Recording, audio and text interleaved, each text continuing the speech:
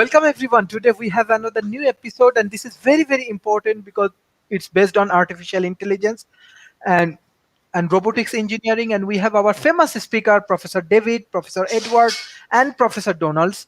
So let's start talking on AI and robotics engineering. I want to start from Professor David. So, sir, how do you want to analyze what the new informations and research work you have and want to share with our audience? Well, good morning, everyone. Good morning from Arizona, good evening, good afternoon, good day, in whatever part of the world you might find yourself. As I was looking over the topic for today, I realized that artificial intelligence, smart robots, and other things are tools for the future. And coming at this from the transhumanist point of view, I was thinking, how do we as humans integrate and use these tools? Tools is really what has helped define us from many other species on the planet. Whether it was taking a rock and opening up something to eat, or whatever it might be. So I brought along one of my tools today. You see him over my shoulder here. So if I get stuck for something to say, he's going to whisper in my ear and tell me what's going on. And that's kind of a metaphor for what it is that I want to talk about, because I think our tools of artificial and intelligence and smart robots, those are going to be the things that will help us ease human effort moving into the future, help us boost our productivity, and quite honestly, will make humans better at everything we do. And if you stop and think about that, that's what tools have done all along. A hammer helps us build a house better, whatever it might be. One of the tools that we love to talk about, or I love to talk about, is the 21st century tool of a smartphone. We've taken a lot of the tools that we've had in the past and we put them in one compact device that we can carry around with us. And we have these tools readily available to us. That's only going to become more integrated as we go. Once again, from a transhumanist perspective, the closer I can bring these tools and make them available to me and use them is going to allow me to boost that productivity and to be able to get more accomplished.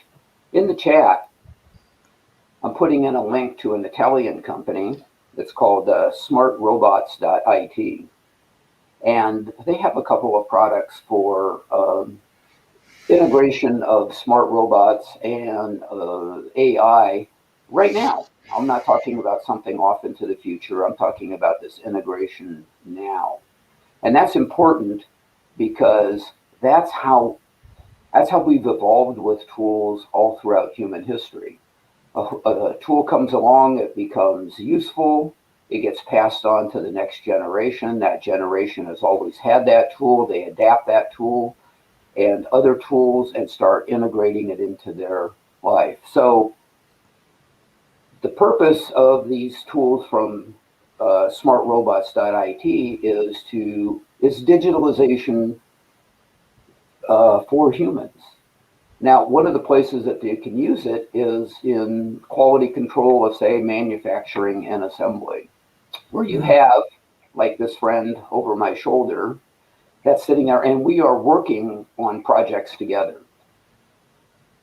The artificial intelligence analyzes the information as far as productivity, as far as process control is concerned, can watch what I'm doing, can hand me parts, can hand me schematics, can work as an assistant, but also to work to monitor to make sure that while humans are very creative and can do very good manual dexterity, have much more manual dexterity than a robot is very, very good, along with the intelligence that comes with it, in doing repetitive controls.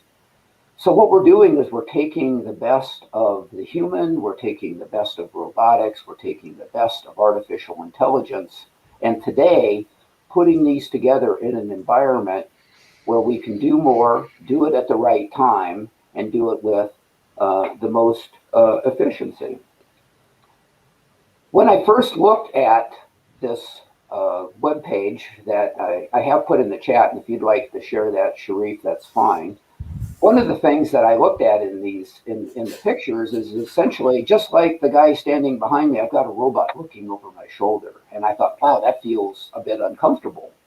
I mean, why do I don't want my boss hanging over my shoulder and looking at what my work. But there's something about having my friendly coworker, this robot, doing exactly that.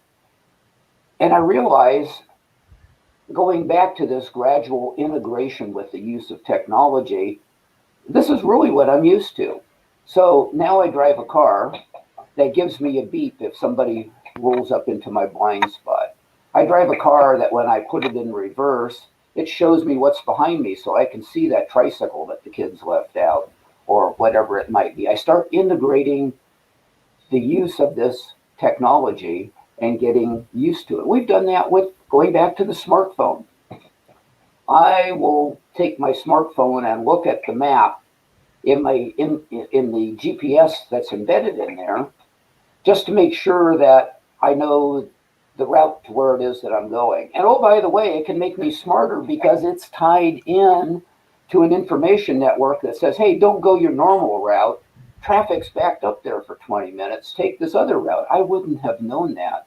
And this is the type of an analogy that we can do, whether this be in manufacturing, which is an obvious place that can help with this, but also in medicine. And there's applications for this in call centers, in just about every area, including our everyday life. So artificial intelligence, smart robots are for now. And I look forward to an even tighter integration with humans as we move further into the 22nd century, the 21st century. And that's where I want to start today. Thank you. Professor Edward, how do you want to analyze today's topic and any good informations and for our youth community? Well, this is a fascinating topic, and I agree with David's insights, and I'll hopefully build on them. I want to start by mentioning the passing of a great American hero and a world hero, and that was Michael Collins. Was the command module pilot on the Apollo 11 moon landing. He passed away yesterday at the ripe old age of 90. Hopefully someday 90 will be considered young. And he piloted the spaceship that went into orbit, and then Buzz Aldrin and Neil Armstrong went down to the lunar surface. But I'm thinking of this in terms of artificial intelligence and computers. The computer on the Apollo spacecraft was something like 30K. I mean, it was microscopic compared to what it is today. And yet we were able to go to the moon and land on the moon with such a small device. I was working as an intern at Goddard Space Flight Center, NASA Goddard. And I remember being in the control room, and there are these huge banks of mainframe computers, which today would, probably fit into our smartphones. That's the kind of progress we have made in the last 40, 50 years. But I want to put the discussion of robotics and AI in sort of a historical and broader context. In my early career in the mid 1980s, late 1980s, I remember visiting a factory outside of Detroit, Michigan. It was a General Motors automobile factory. And at that time, they were using robotics. This was kind of a new thing at the time. They had robot arms and robot devices that would help put the pieces of the cars together. You still had, of course, a lot of humans working on it, as you do now. So robotics in manufacturing has been around for quite a long time. And of course, the robotics are tied to computers, to software, and to some form of what I would call, very primitive at the time, artificial intelligence, so that we could manufacture more accurately, so that we could manufacture in a more economical way. But we've seen incredible progress, of course, as David has indicated, in the last number of years and decades. I would agree with David that what we have right now is artificial intelligence and robotics assisting us. There are assistants. but more and more they are becoming integrated, and that's where the future is, in integrating them into our lives, certainly into very mundane things like when we go for a drive, my device tells me don't go to this route because it's too slow, go over here.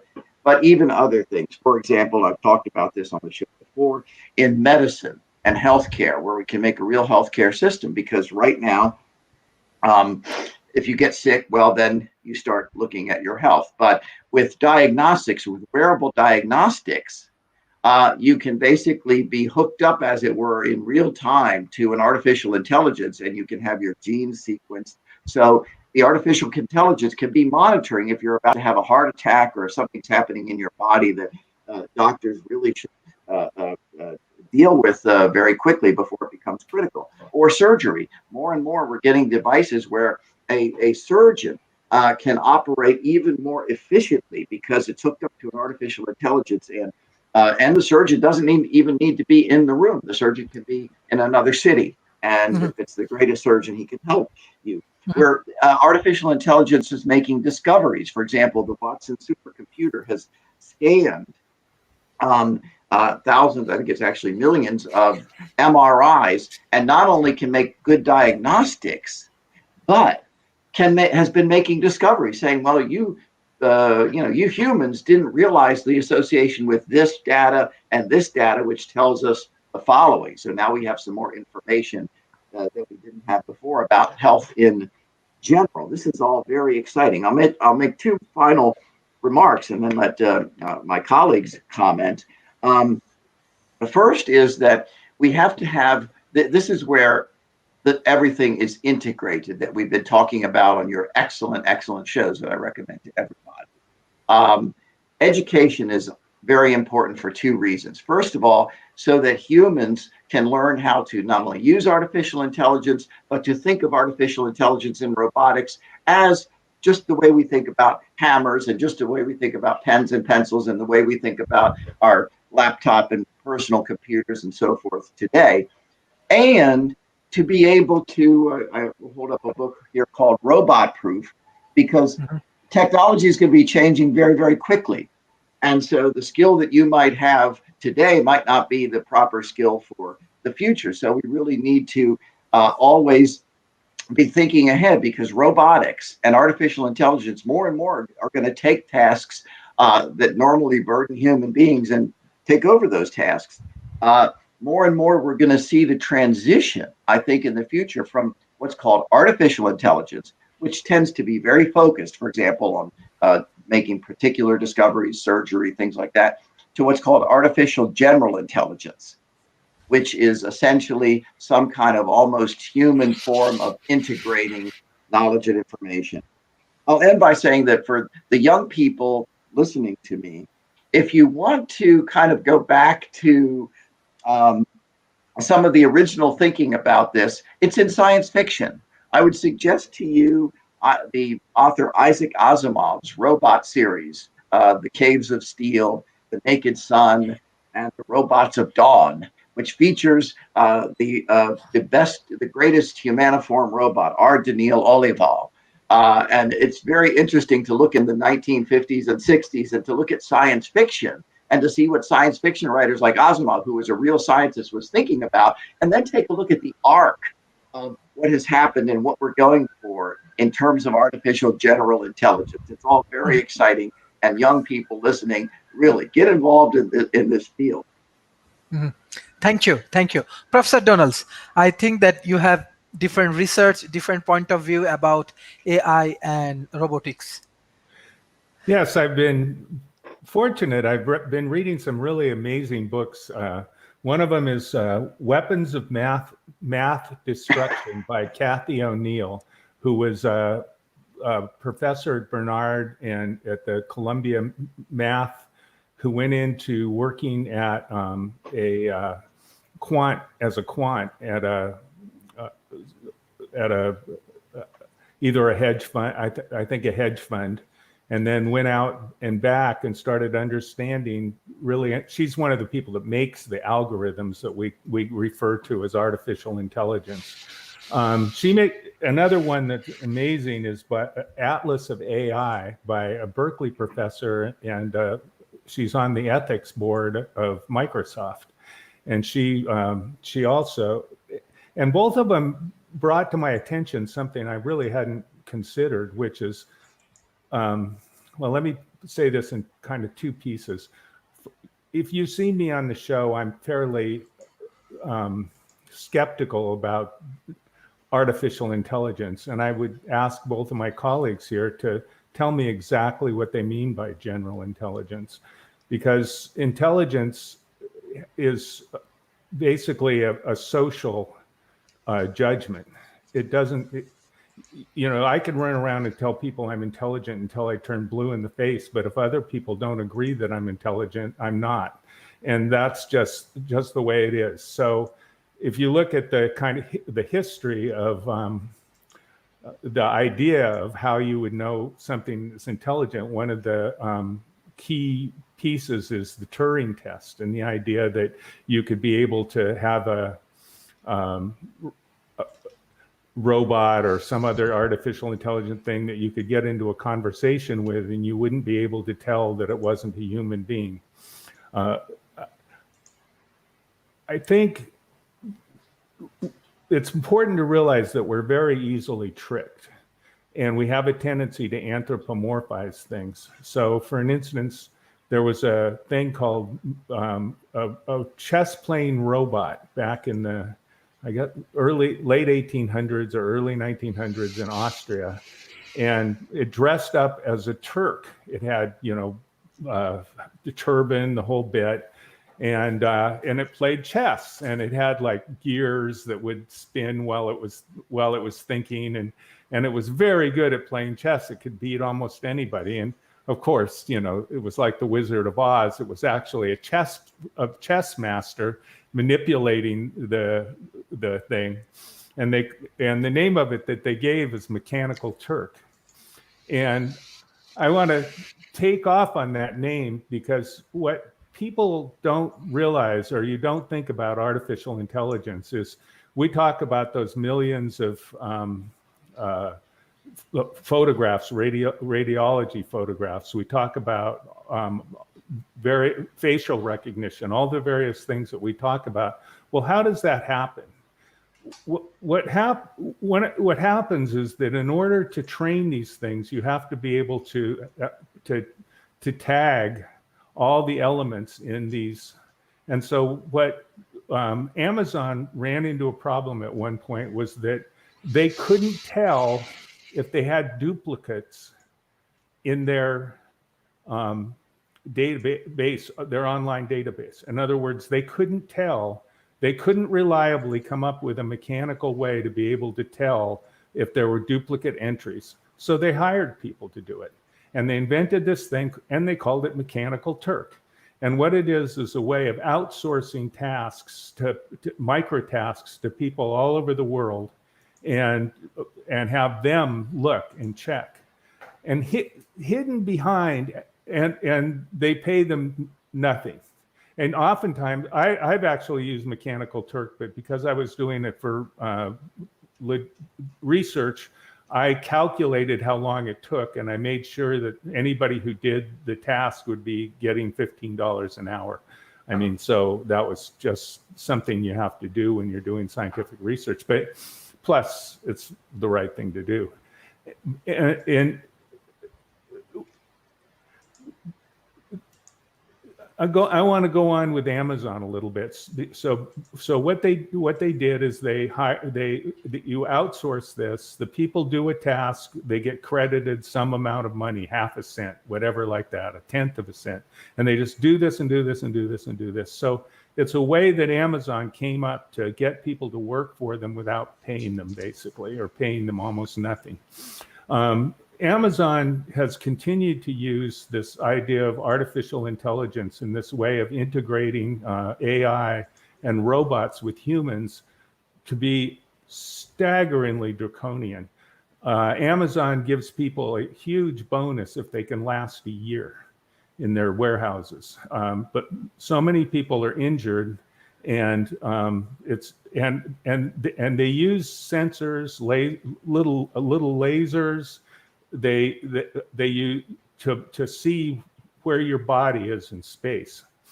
And this isn't new, because way back at the beginning of the Industrial Revolution,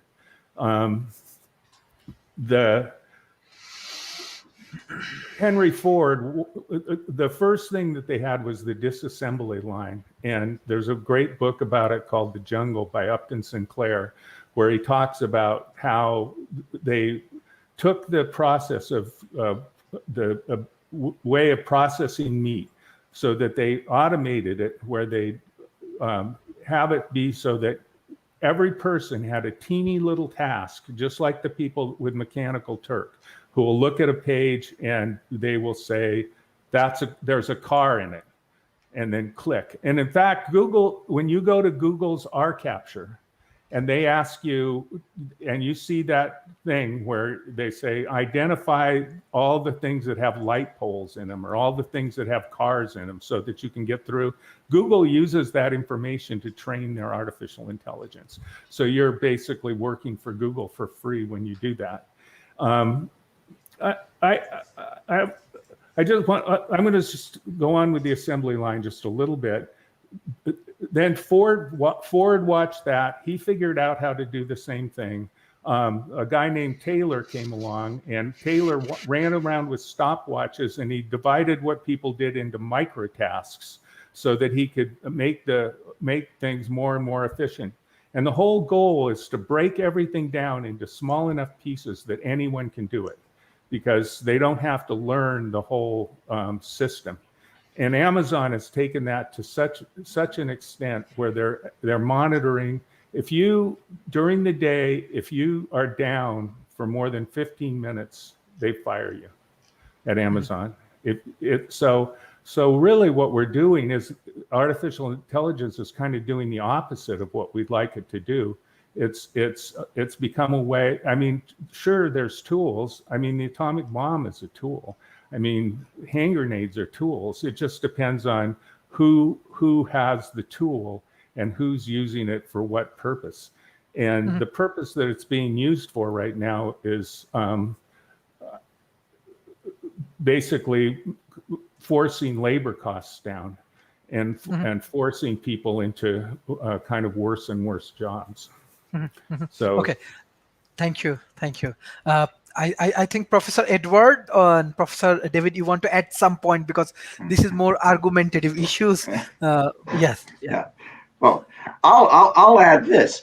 We heard these same arguments over 200 years ago. They came from a group called Luddites, who basically said, well, look, we're introducing machines into textile workshops, and this is going to, depress wages and throw mostly women who were working to sew the textiles and shirts and so forth at the time. It'll throw them out of work, and it will all be really terrible. All of it to just bring costs down. That's exactly, at least the bring costs down was exactly what happened. This became, by the way, known as the Marxist fallacy later, the idea that as you introduce more machinery, more tools, let us say, okay, into any kind of manufacturing or production process, it's going to depress wages. It's going to throw people out of work. The rich will get richer. There'll be fewer of them. The poor will get poorer. There'll be huge masses of poor people, and then you're going to have a revolution. What happened, in fact? Yes, you always have adjustments throughout human history, okay? Most people throughout human history have lived in abject poverty, right on the brink of literally starvation and death. What the Industrial Revolution did, what this process of bringing tools and machines in and breaking down the production process into little teeny bits, what it did was it created an incredible surge of productivity and wealth creation and value creation, so that, for example, a smartphone, which is an incredible piece of technology that didn't exist 15 years ago, now 70% of Americans have smartphones. They have something that's worth, literally would have been millions of dollars worth of value 20, 30 years ago. There are always adjustments, and that's why I mentioned the importance of the education system and so forth. But this is exactly the virtue of artificial intelligence and robotics, that eventually I suspect that you're going to have Amazon warehouses that are all robotized. You'll probably have people working on the software and so forth in the same way that I saw 30 or 35 years ago, people on the assembly line in Detroit working on what was very primitive artificial intelligence at that time to produce automobiles more efficiently. Henry Ford is a very interesting example, because what Henry Ford did was he was able to bring down the actual cost of production of cars so that more Americans, millions of Americans, could afford cars. That was his great insight, and his great breakthrough is mass production, so that not just a few elites can own a car, that everybody can own a car, or most people can own a car. And here's the key, especially for the young people listening to this broadcast, okay, is that purchasing power and the value of labor went up, meaning that as you had fewer people needed to produce, let's say, shirts in shops and in production shops, then what you had is the price went down for shirts, right? And the capitalists or the investors basically took their money and said, well, now let's produce something else where we get more profit. So let's produce steel, let's produce carts, let's produce automobiles, let's produce furniture. So then the cost of those things went down. And the point is this: workers could trade their labor for more goods and services, stuff. And so that's what created the middle class. That's what's creating the middle class in Taiwan, in South Korea, in Hong Kong. Take a look at Singapore. It's both the freest economic system in the world and one of the most prosperous places in the world.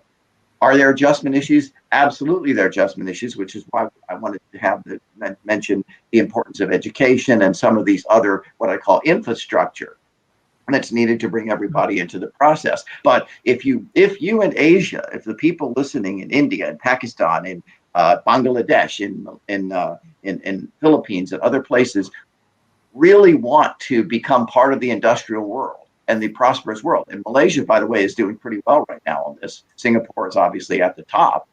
Then what you have to do is not fear artificial intelligence, not fear robotics, but embrace it, just as 200 years ago. It was the fact that at the time it was mainly Europe and then later the United States embraced mass production and this sort of a free system of competition, that we created a prosperous middle class in Europe, in the United States, now of course in Japan, in Singapore, and many places in Asia. We're working in Africa to do that now. This is the future. This is exciting, that we've gone in literally 20 or 30 years from having something like 90% of the world's population in abject poverty to maybe 10% today. And it's because we've produced more stuff. That's important. And the more artificial intelligence and robotics can take over those tasks, the more it frees up us to do more higher valued things. So embrace, don't fear the robot, work with the robot, embrace the robot. Mm-hmm. Thank you. Professor David, your turn. Yes. Okay, well, I want to come at this from my point of view, and my point of view has to do with, I'm the Director of Applied Innovation for the Transhumanist Party, and the reason I have that is because I have this passion for taking innovations and applying them. My goal is to promote them, advertise them, and facilitate them coming into being, these innovations. In this case, artificial intelligence and robotics, with the end goal being human betterment. Now, let me say right from the start, that doesn't happen without human effort. So whatever projects I've worked on in the past, I associate like taking care of a baby, if you will. If you bring this new baby into the world, you have this new fresh canvas, like a new fresh technology.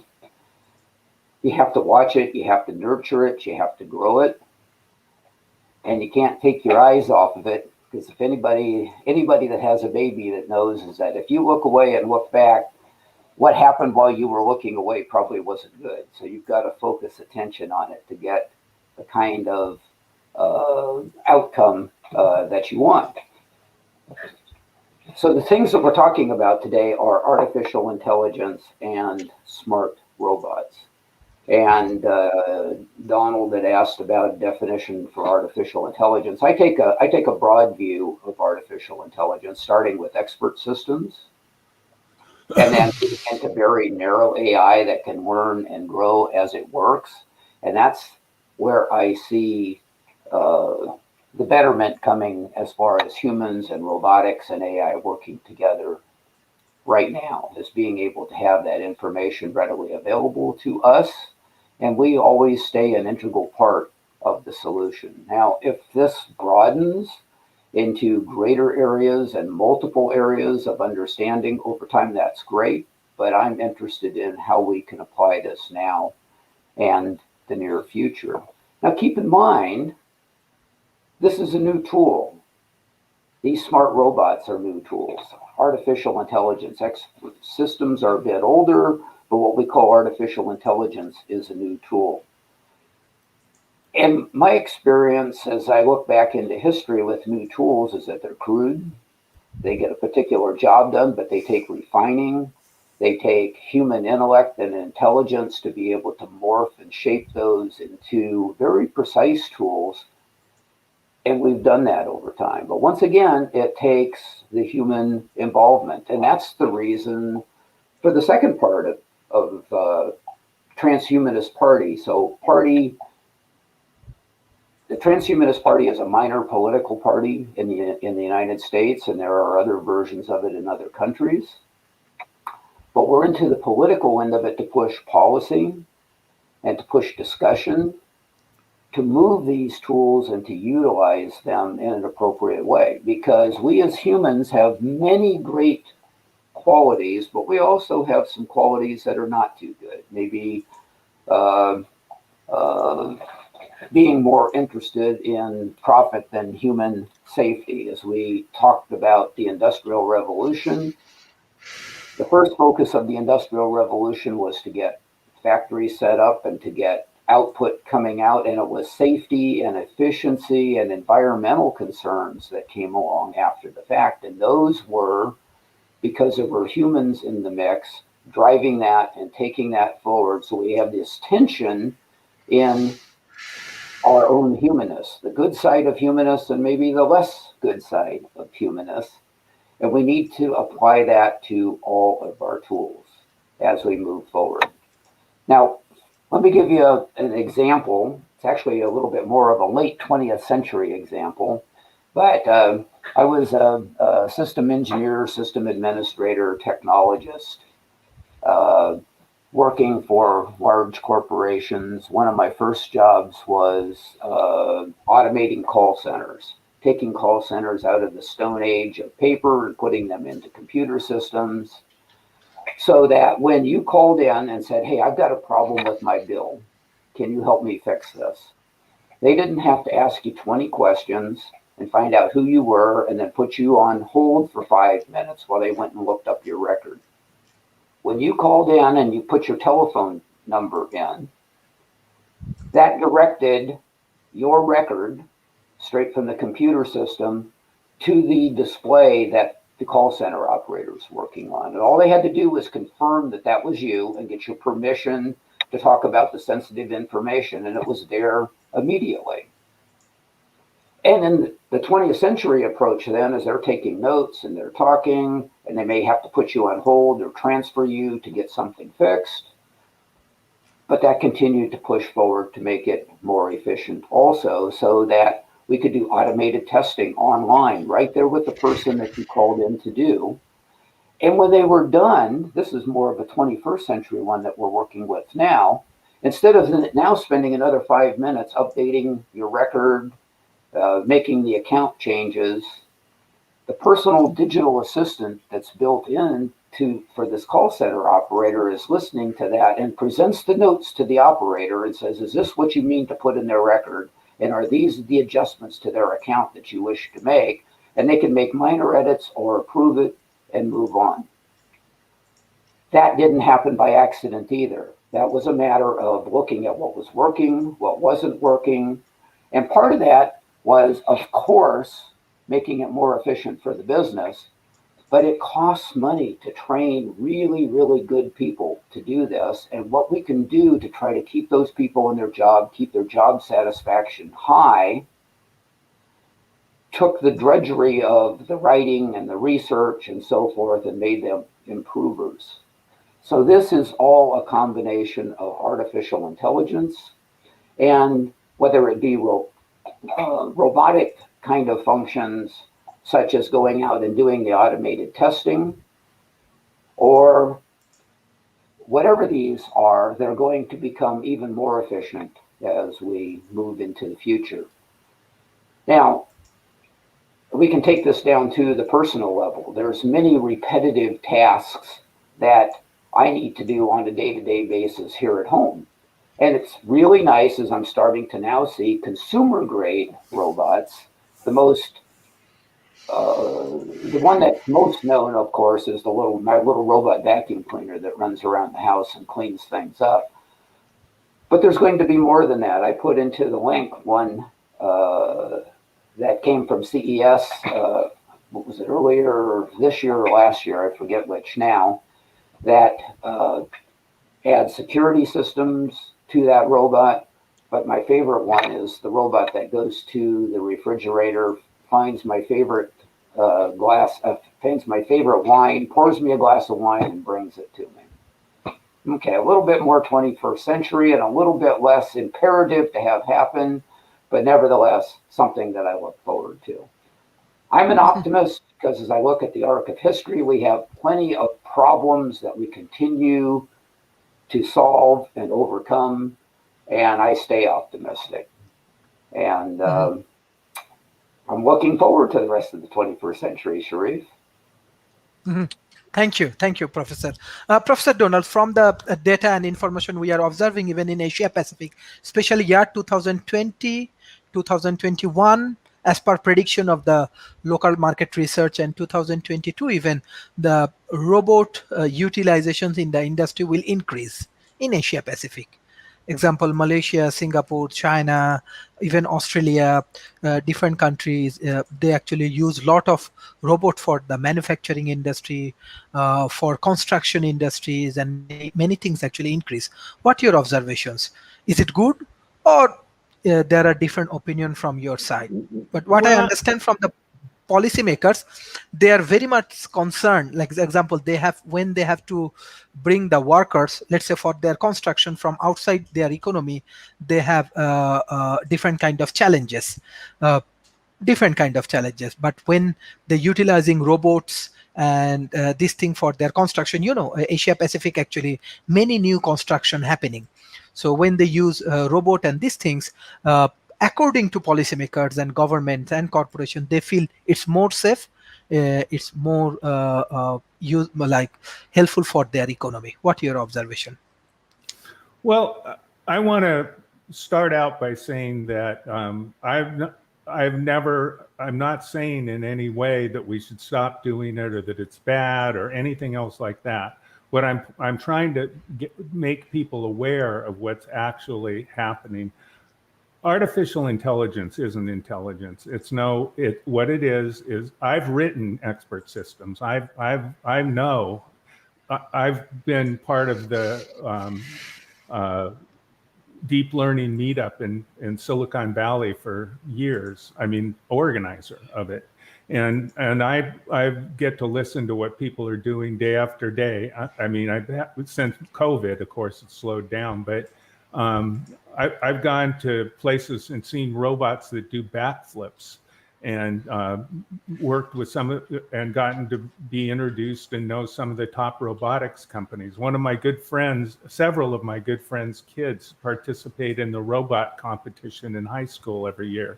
And I'm a judge at the science fair for Santa Clara, where 10% of the people that go to the National Science Fair come from. And I've seen all this stuff, but what I wasn't aware of is that I was vaguely aware of it. It's something that we don't talk about, which is certainly there's a lot of jobs being created. many of them are very low paid jobs. At the point we're at now, what robots can do is basically, what artificial intelligence can do is basically tune the variables on linear equations to be able to come up with basically comparisons of populations. And one of the things that, for instance, that has been done with artificial intelligence is there was kind of a second-rate magazine called U.S. News and World Report, and they were struggling for years. And then they got this idea of rating colleges, and it took off and became so important in the college rating systems that colleges started to play towards that, getting higher ratings. And there were a lot of ways to get higher ratings. For instance, one of the parameters that they used was retention and graduation rates. And so what they did is they just colleges could lower the standards till they'd get to the point they'd have higher graduation rates, and then what would wind up, and then they'd look better on the in the value in U.S. News and World Report's evaluations. It created an industry of people. This is an example of how industries are created, of people coaching students to be able to play towards the parameters that the universities had developed for the specific purpose of doing better on the U.S. News and World Report evaluations. Big industry, and it's a very, very expensive to have these coaches. And so, of course, poor people can't do it. Only wealthy people can do it. And it changed the kind of structure of who goes to universities and how universities are. It's not making things more egalitarian. It's normative. What it does is it these algorithms start forcing people into a narrower and narrower. And so what he's talking about call centers, well, that's a big advantage to me, but working at a call center is a pretty horrible job. And they do it in places where people don't get paid very much. So once I taught a course at for Bell Labs on Unix internals and device drivers. And the people they made the voice jail systems, and they were miserable. Bell Labs is one of the greatest places in the world to work for, but they were doing something that they knew was just, didn't make people's lives better. Call centers, it's cheaper to have voice jail than it is to have a person talk to you. But who likes that? No, that I don't. I've never heard anybody say, "Boy, I just love it when I have to say, wait, press 1 to get somebody. Now press 2. Now press 4," and then you get the wrong person. But regardless, I think that what David was saying is exactly what I'm talking about. The point is to narrow the tasks to such a point and systemize them to such a degree that anyone can do them. And that's what Ford was trying to do. That's what the original disassembly lines were doing in Chicago. And I think as an individual, you don't want to be in that position. So being part of the manager class, where you're one of the people who's trying to teach people or get people to have narrower and narrower roles so that they become more like a part of the machine, is very lucrative.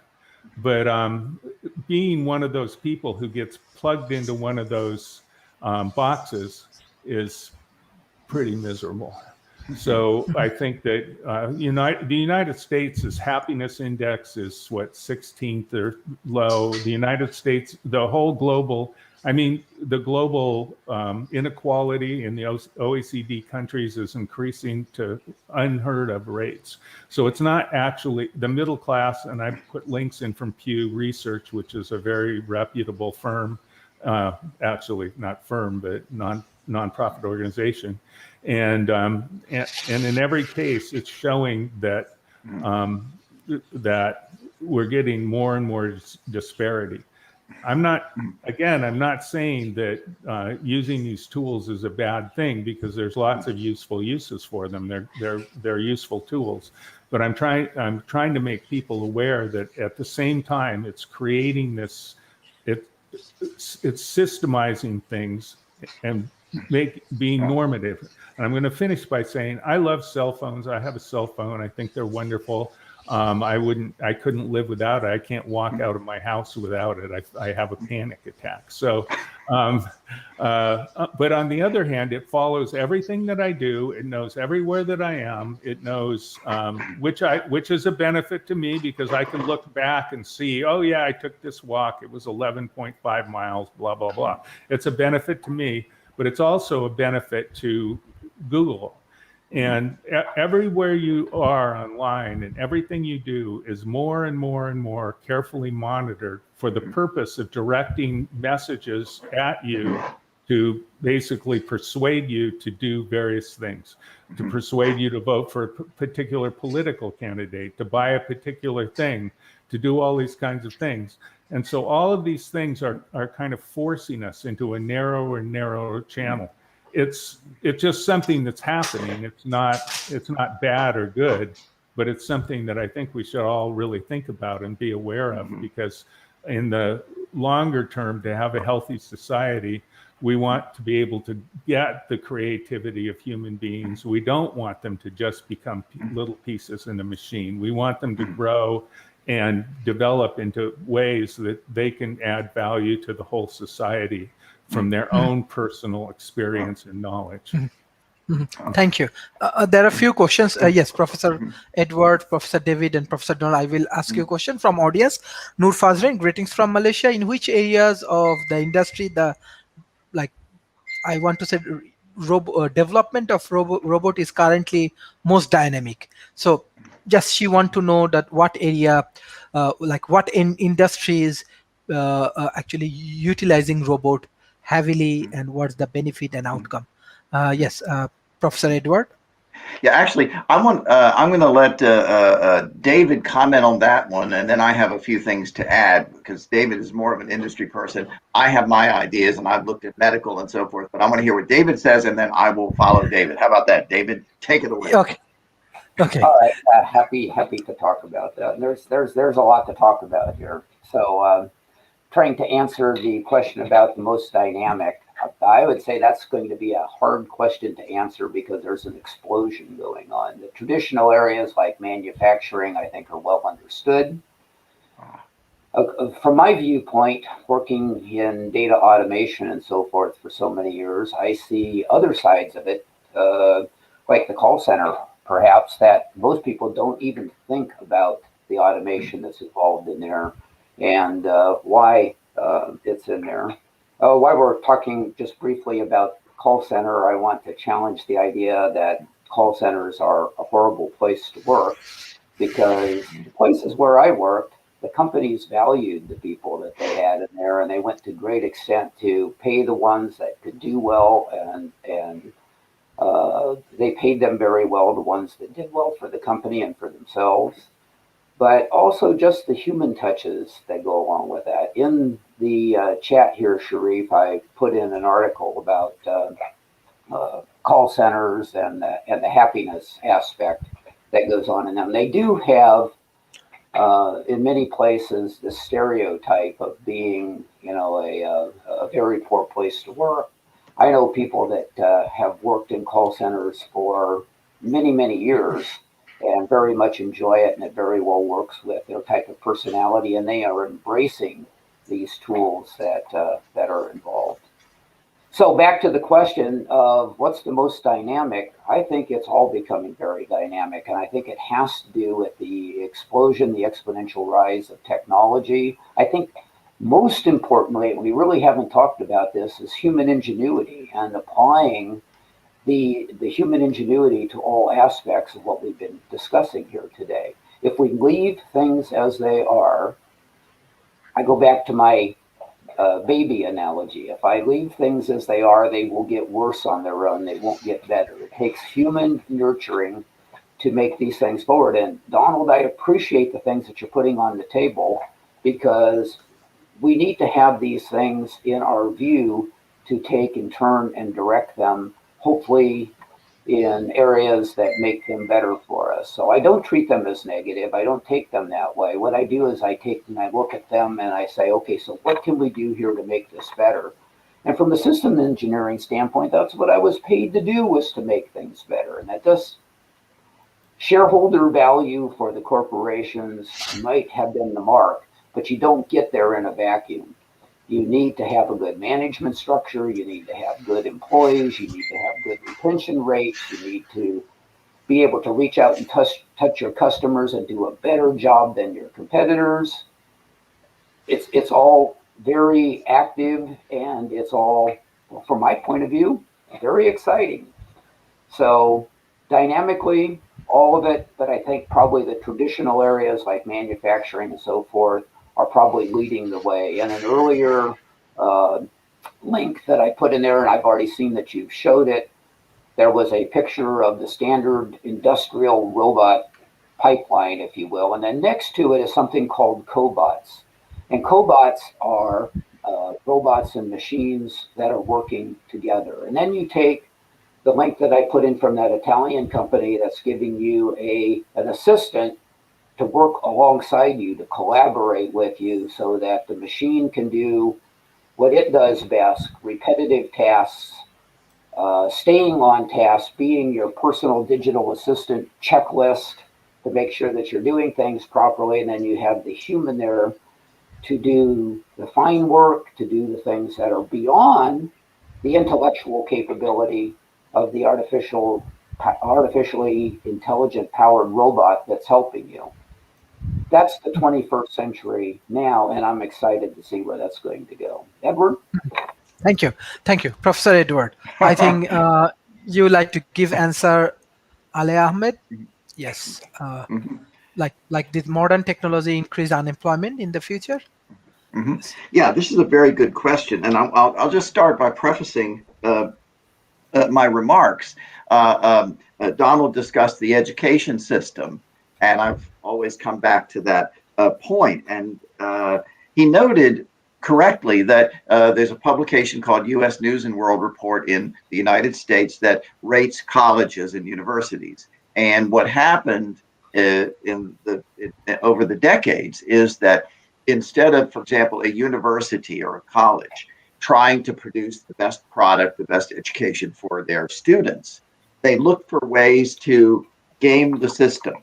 They look for ways to get a higher rating on U.S. News and World Report rather than to actually provide a good and service, the best good and service.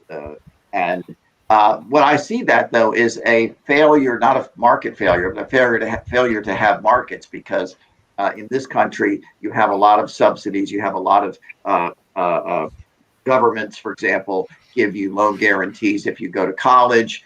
And what you see recently is a lot of the major companies are saying you don't need a college education to get a high-paying job. You can work at Apple and some of these major companies if you can show that you have the skills. Even more so, there's a big move in this country, and you see this in Switzerland and other places, for apprenticeships, not just in carpentry and plumbing and things like that, but apprenticeships in technology and finance at these high-paying careers. 70% of Swiss kids go through an apprenticeship program. So what we need is more entrepreneurship in education. But to get to the point that Aaliyah has asked, she asked about whether robotics and AI are, creating unemployment. And this goes back to a fallacy, again, that I mentioned earlier from 200 years ago. The notion that as you introduce a machine, or which is just a tool, into a factory, into a workshop, then you're going to throw people out of work. The poor women who were sewing together the shirts, now half of them are going to get thrown out of work because the machine is doing it faster, and this is going to be a problem. And this has always, always, always, for the past 200 years, been based on this fallacy about unemployment. What in fact happens, what happened and what will continue to happen is this, that as a particular industry or particular service is more and more provided or supplemented by machines, robotics, artificial intelligence, the price of the product, the good and service will go down, the quality will increase, it will become available to more and more people, just like automobiles and smartphones and so forth. And then investments will go to some other area where they will need workers of different quality and different skills.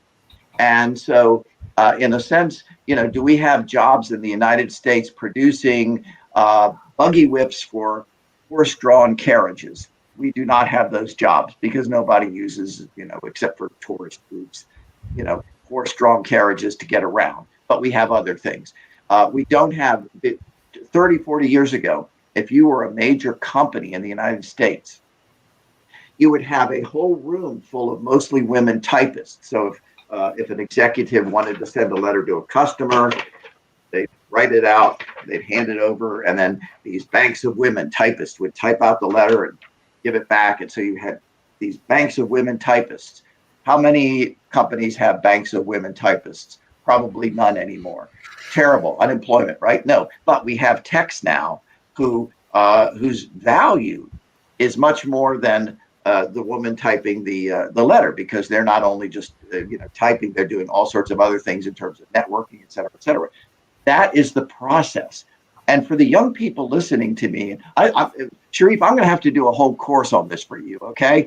I'm going to have to do a whole course on this, because one of the mental blocks to future technology is this fallacy that, oh my gosh, we're going to lose this, we're going to lose that. And it's the same mental block that we've seen for 200 years.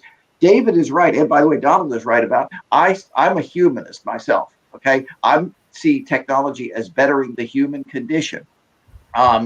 People went to factories because it was, in many ways, there's a whole lot of reasons why, but in many ways it was a lot better than living on a farm in rural England, because you were going to there's a good chance you would starve to death and so forth. So it might not have been great, but it was better than the previous condition. Then what happened was, of course, safety rates went up because workers rightly demanded, I don't want to work in a place where my hand's going to get cut off, okay? And we all agree about that. So to me, this is the betterment of the human condition. And the more robotics and the more artificial intelligence takes over the mundane jobs that we're discussing, the more human beings are going to concentrate on more higher valued things and more remunerative activities and more satisfying activities. David and I think, are united, and maybe Donald is as well, as wanting to transform the planet Mars into a livable habitat for humanity. And we all are celebrating the fact that Elon Musk is hopefully going to get it there. Maybe Jeff Bezos will help as well. But that's going to take a whole lot of work. It's going to take a whole lot of brain power. It's going to take a whole lot of productivity increase. And so these are the kind of things we can do in the future. To me, this is exciting. Who listening to you, what young people listening to you right now could be involved in revolutionizing healthcare in the emerging economies using these kinds of technologies? We've talked about how they might be used in developed countries, but there are going to be entrepreneurs in Malaysia and places like that who are going to think about, how can we take these technologies to skip some of the steps that we see in the West? Instead of having to build hundreds of big brick and mortar hospitals that are costly, capital intensive, and so forth, maybe we can do sharing software. Maybe we can do remote diagnostics in a poor village and so forth. That's going to cut costs incredibly and increase the capacity to deal with people's health problems. It's very exciting. Be entrepreneurial about it. Break out of the mentality that, oh my gosh, we're going to lose jobs. Isn't it going to be terrible? We've heard this for 200 years and we continue to pray. One other final thing. The United States is where everybody is trying to get in. We have a border crisis right now in the United States because everybody wants to come to the United States, okay? Because it's a great place, and I want to make it an even greater place. My family came from Italy, so welcome to America. Thank you. Yes, Professor Donalds. One thing I just want to know, even I think Professor Edward also tried to cover, can surgery robotic system become completely autonomous? Anyway. So, yeah. Well, I honestly don't know enough about surgery. My wife's a healthcare professional, and she works with basically basically farm workers, Latinx or whatever, farm workers in a city called Watsonville, which is a fairly poor, mostly Hispanic city. We hadn't been there for years before she worked there, and one day I decided we were going to take a little trip there just to see what it was like, because we hadn't seen it for years. We totally spaced on the fact that it was the 5th of May when we went there, which is Cinco de Mayo, and a huge celebration. And I felt like I could have been in Mexico. I mean, it was amazing. I started speaking Spanish to people, but of course they spoke perfect English, so I made a little bit of a fool of myself. But a lot of the people there don't speak English, and where I was going with that is that a lot of what her job is it's helping people understand what the consequences of their lifestyle are on their health. And so I'm not quite sure. I mean, that would require the Turing test on steroids for people to be able to do that. We, as human beings, we learn the meaning of everything from other human beings. We're not born knowing what a chair is, or what a company is, or an organization, or a country, or anything else like that. We learn that, we get that information from the people that are directly around us. And that's one of the difficulties, I think, with real more human-like intelligence, is that intelligence is a consequence of human interaction. It's not disembodied from our physical bodies and the world that we live in. Could you repeat the question? Sorry. She just want to know about the surgery, right? Surgery. Yes. Well, as I said, I don't really know, but I will say that one of the things, the previous question was, what areas is artificial intelligence? And in some ways, I don't think we should separate artificial intelligence and robots too much, because robots don't have to be able to dance and throw balls and do backflips and things that they're getting them to do. Just simply the arm that somebody mentioned that goes out on a assembly line and picks something up and puts it somewhere else is a kind of robot. So, but I think one of the industries that's most impacted is hedge funds and investment banks, because they have managed to automate this to such a degree that they really did lay off people. They just don't need them, because basically our whole market system right now of the stock market and bond market is completely done by computers, and humans have very little. And it's beneficial because they're smart enough. I mean, their algorithms are good enough that what's winding up happening is that the stock market keeps going up and up and up. And if you're invested in the stock market, it's wonderful. A cautionary tale can come from a book called An Engine, Not a Camera, which is by a wonderful sociologist named David McKenzie. He's not a socialist. David McKenzie. I was about to jump in on that one. He's not a socialist, and he showed that there was that the computers started using this thing called capital asset pricing model. And since one person was using it, everyone started using it. So all the computers were using this model, and it worked. And the stock market was going up and up until the Russians defaulted on their loans. And when the Russians defaulted, it screwed up the algorithms, and the computers didn't know what to do, and it caused a huge market crash that led to a recession for several years. And I'm not saying that that's necessarily going to happen or that it's a bad thing, but there really is no intelligence in artificial intelligence. It's just basically looking for differences or looking for irregularities and trying to understand. When it sees those irregularities, in some cases it jumps on them. It's a way that they can use it to make more money, but that's really all that it's doing. And as a person, I mean, I'm involved in it. It's where the money is. You got it. It's like, what was it? John Dillinger said, they asked him why he robbed banks, and he said, "Well, that's because that's where the money is."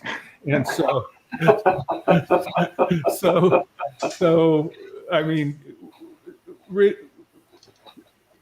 you're going to be the person who does the micro tasks in Mechanical Turk, or you're going to be the person that writes the software that creates that allows us to be able to distribute work in such a way, crowdsource work, so that we can basically pay people less. And it's up to you. It's what you have to do. Thank you, Professor. This is really, really great discussions. I directly have to go for the concluding remarks for today. Before that, I just want to add some point, because we have our summit next month, 29th and 30th April, like after 1 month, Futuristic Leadership Summit. So I want to invite you all in our summit. Second things, we have to go for the fundraising, because we have to expand our activities, especially our academic, our research and consulting activities. So we have our Patreon account. So those who want to support our initiative, you can support World Talent Economy Forum initiative. And third thing is that we are looking for good volunteers, because we need to develop different content, different activities in online and our website and everything. Those who want to work with us as a volunteers, you can join in World Talent Economy Forums. And our mentors, our scientific committee members, our advisors need more of your support for World Talent Economy Forum. With our global community, hope we can solve many local problems. So thank you everyone for joining today's session, and I request everyone share our content as much as possible. Subscribe our YouTube channels and share with your policymakers, share with your corporation, share with your classroom and research organizations. And by this way, we can solve many social and economical problems.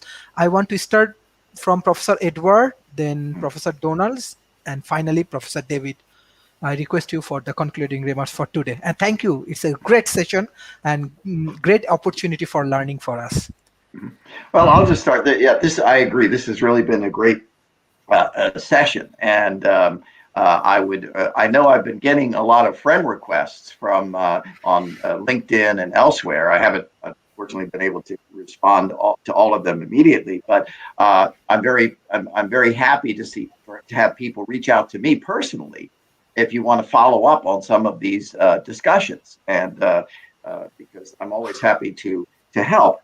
Again, I'll just make a couple of closing remarks. The first thing is, again, you have to have the mindset of what I would call a real progressive, a real futurist, that you look back and you see how far the human race has come in the past 200 or 300 years, that we've done things that there's a verse in, I think it's the Bible, that says the poor will always be with us. Guess what? Not necessarily true. There's a phrase you hear in the United States that the only thing is certain is death and taxes. I think we can get rid of both of them. I'm a real optimist. So what I want to say to the young audience is, you want to be the entrepreneurs. You want to be the optimists. You want to be the ones who take a look at artificial intelligence and robotics. Take a look at where it's come from, how far it has gone just in the last 20 to 30 years. And instead of saying, yeah, but it could have come further, or yeah, there are problems. There are always problems, okay? This is part of humanity. I'm sorry. Be optimistic. Get more involved in understanding the technology, in understanding the possibilities, and be the entrepreneur. Be the one who comes up with whatever the next thing is. Steve Jobs figured out how to create a smartphone by taking all these things that were over here, photographs, music, a phone, the internet, whatever, and sticking them all together. And just in 15 years, revolutionized the world. You guys, you gals, hearing me right now, be the optimists, be the entrepreneurs. You can do it. And we need this to be a global movement. It can't just come from the United States. It can't just come from Europe or from places like that. It has to come everywhere. This has to be a global movement. So keep up the good work, everyone. Thank you. Thank you. Thank you, Professor Edward. Professor Donald. Well, what I'm saying is to try and create a broader perspective. And when we talk about typists they're not being typists anymore, the typing is still getting done. It's shifting the work from one place to another. When they automate things at the grocery store so that you don't have checkers anymore, they've shifted the work to you because you have to do the checkout. So I don't think that things are necessarily going to cause unemployment, but I do think that the goal has always been to be able to manage an organization effectively. You can't really have people be creative because in fact, many organizations have tried to do new things but they just can't do it because there's so many relationships inside of it that are countervailing. So the solution to that is make sure that you're at a strata in the organization, that you're part of the management class, or that you have really sophisticated skills like being able to do, make sure you know Python and TensorFlow and all the basic tools that people use to make these artificial intelligence. And then alternatively, you can work outside of the system, which is what entrepreneurs do. They start their own. They recognize a problem and they start their own path to solving this problem. And so myself, I've always done the entrepreneur path, and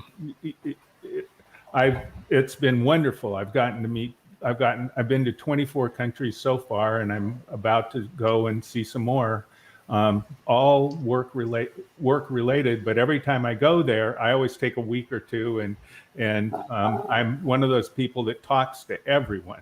So I get to learn a lot about the world and a lot about people by doing that. And it's a wonderful path to go. It can be very, very hard. I mean, there's been years when I was just like no money and very much struggling. So,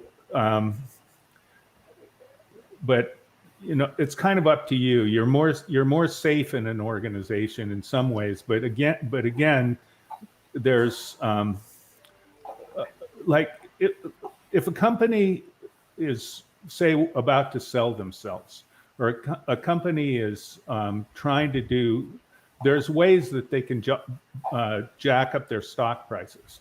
And one of the ways that they can jack up their stock prices is by firing a bunch of people, because then their balance sheet changes so that it looks like they're more profitable. When companies do that, they lose the intellectual capital of the people who they fired, which often have critical knowledge for being able to make the company successful. So they've actually harmed the company to do that, but their stock prices go up, and when they sell themselves or go public or whatever, they can make a lot more money. So you're not totally safe within organizations. It's a very, very common thing to do, but I feel that Helen Keller said that security is an illusion.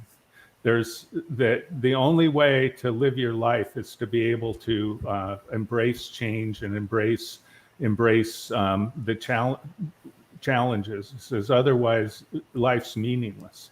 So I really suggest, the more you know, the more different, if you learn things from different areas, instead of just focusing on say, learning to be a software developer, then the more people that you can talk to and have conversations with, the more information that you can get about the world. So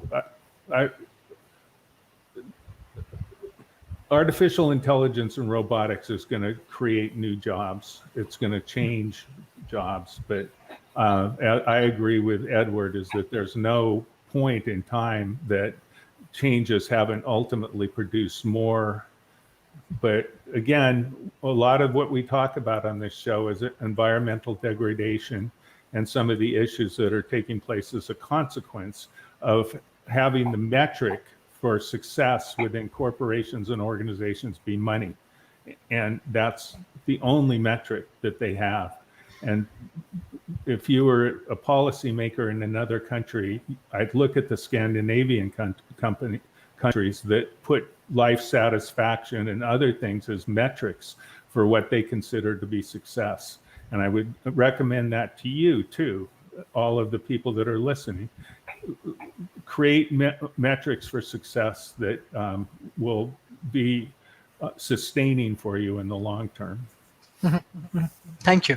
Professor David. Yes, thank you again for another great show.